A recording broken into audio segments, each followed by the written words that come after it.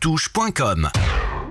Sud Radio, Dany Moreau, Pirate l'Info.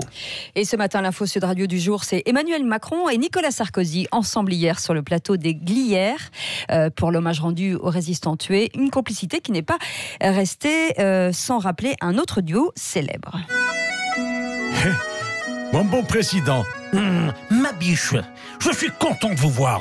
Blanquer, Lecornu, Accoyer, foutez-moi le camp. Laissez-moi passer à côté du président, puisque vous me le proposez si gentiment, j'accepte. Quoi donc, Nicolas ?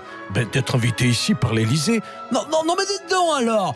Ça fait 3 fois que vous me faites le coup. Mes chaussures, mon vélo, et maintenant, ma place sur les chaînes info. Entre Castaner, Schiappa et les Gilets jaunes, j'en ai assez de tout porter sur mes épaules. Alors, veuillez descendre de mon dos, hein. Alors non, ma biche, on est très bien comme ça. Je me suis fait tout petit comme d'habitude. Ah ben dites donc alors, hein. Et au président Macron, vous vous foutez de moi ? Vous foutez de moi ? Je te tape, hein. Ah ben, qu'est-ce que je fais encore ? Vous n'avez rien fait, justement, hein. Les Français en ont marre de vivre sous l'occupation, notamment des ronds-points. C'est quoi cette gestion de crise-là ? C'était pas mauvais, c'était très mauvais, voilà, hein. Sans parler de tous les déserteurs qui quittent le gouvernement. En parlant de déserteurs, vous n'avez pas invité l'autre, là, votre prédécesseur, là.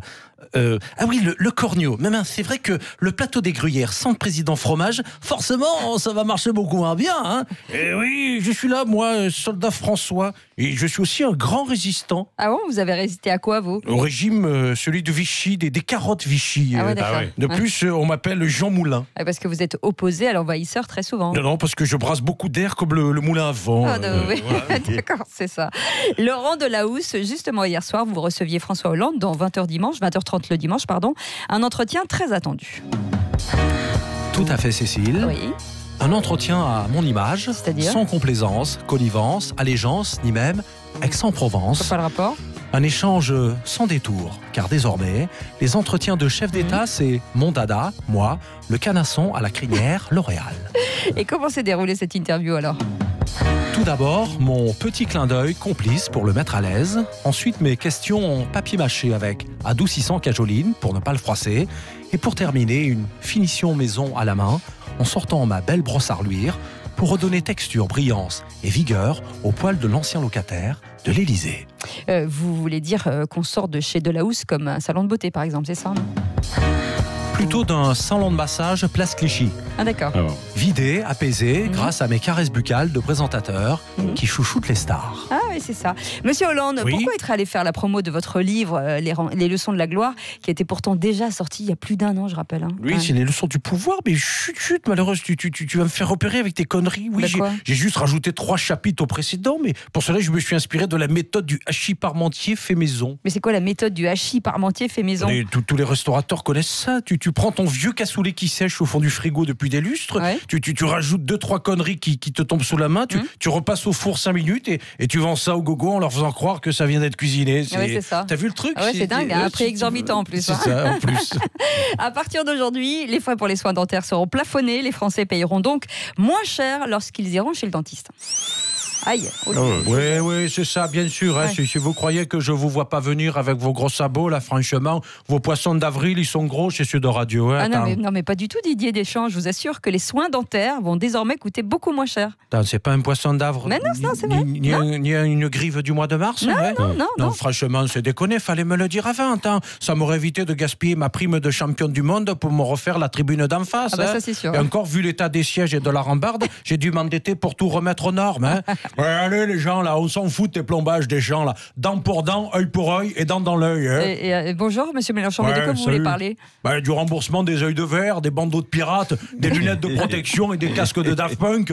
Bref, tout ce qui peut protéger les Français opprimés par des policiers qui font du flashball trap. Hein. C'est ça. Ça tombe bien, Monsieur Castaner vous répond. Bonjour, c'est l'opticien Chris. Aujourd'hui, avec le reste à charge zéro, c'est 0,10 à chaque œil après un tir de LBD, même sous LSD. Ouais. Alors désormais, vous pourrez déposer plainte auprès de la Commission européenne des droits de l'homme de l'ONU pour toucher une indemnité en espèces nette d'impôts, une indemnité à vie d'handicapé avec le remboursement total de votre crédit immobilier, ainsi qu'un abonnement illimité d'1 an pour aller au ciné avec Gilbert Montagnier. Monsieur Castaner, on a bien compris, mais c'est un poisson d'avril. Yeah! Je dirais même sardine d'avril. Sardines d'avril parce qu'elles sont comme moi, elles finissent toujours en boîte. Désolé, il faut que je vous laisse. J'ai une anguille qui vient de s'accrocher à mon caleçon, mon hameçon. Ouais. Salut. Et on termine avec le mot de la fin de Jean-Luc Godard. Le cinéma mondial est en berne. Oh là là. Agnès Varda, la petite dame à la teinture de perroquet, cachée sur le sommet de sa tête, s'en est allée. Avec la Varda, on l'avait beau être passé à l'euro, elle continue à produire ses films à 2 francs 6 sous. Un petit bout de femme que les hommes remarquent en 1955 grâce à son film La Pointe Courte, eux qui ont plutôt l'habitude de jouer à qui a la plus longue.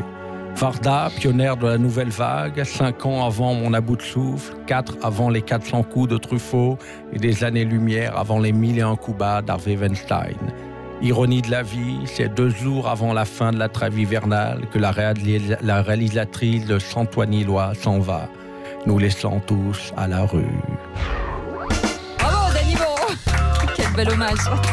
Restez avec nous, on retrouve Dany Moreau demain à 8h20 et vous le retrouvez en podcast bien sûr sur Sud Radio. Il est 8h26.